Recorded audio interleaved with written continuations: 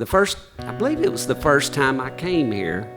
The way my mind has settled on this story now is that it was the first time I came here. How's that for getting out of a factual inaccuracy? Hey, why spoil a good story with facts? Yeah. Anyway, you know what? It doesn't matter whether it was the first time or the last time, but I came here once upon a time with my dear friend and my touring buddy for 25 years, Guy Clark. And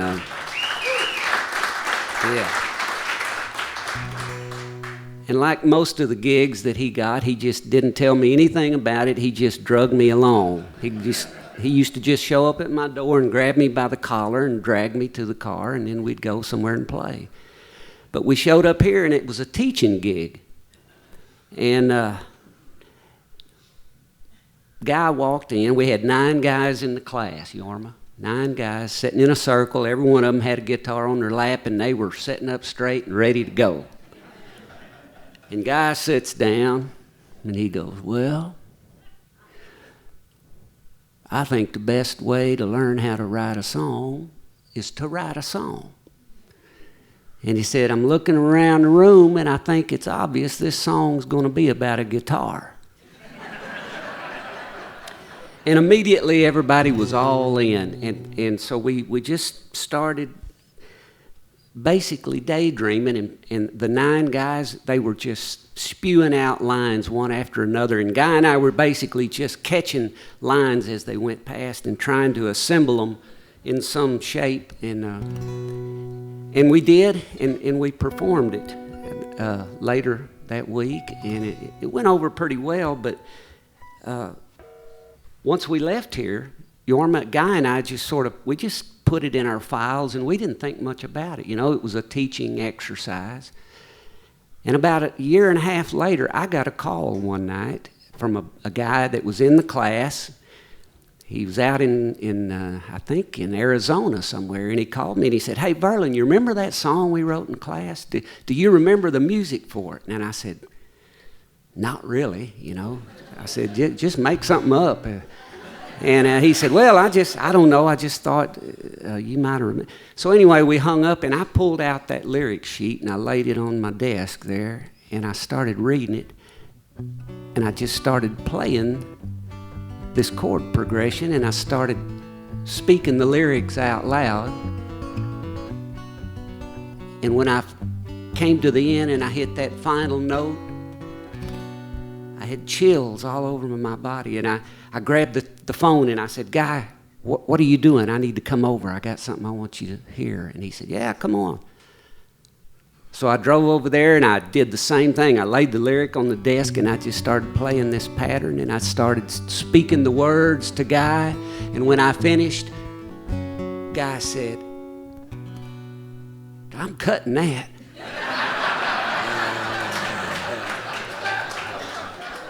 And it just so happened about 2 weeks later, he was due to start recording a record, and we did. We recorded it, and it came to the point where we had to start thinking about how to share these royalties between 11 of us, you know. The publishing company said, "Boys, if we split it up 11 ways, nobody's going to make anything." So Guy got on the phone, and he called every one of those guys, and he said, "Hey, here's the situation." Everyone in that class said, "Guy, we don't want no royalties. Just put our names on the record." So look on that record. You'll see 9 names, and mine and Guy Clark. And it's all because of Jorma and Vanessa and all the folks here at the Burpees Ranch.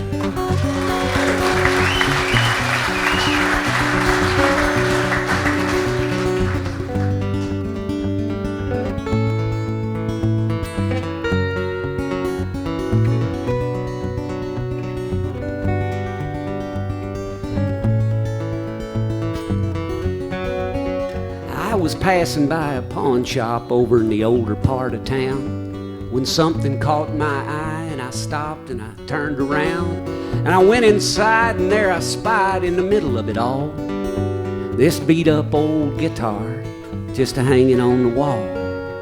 Well, what do you want for that piece of junk? I asked the old man. He just smiled and he took it down and he put it in my hand. He said, you tell me what it's worth, son. You're the one that wants it. He said, tune it up and play a song and let's just see what haunts it.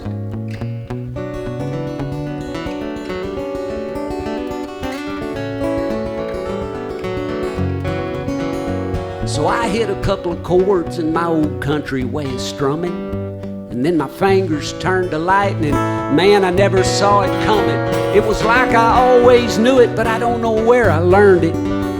It was a dream come true, so I just reared back and burned it.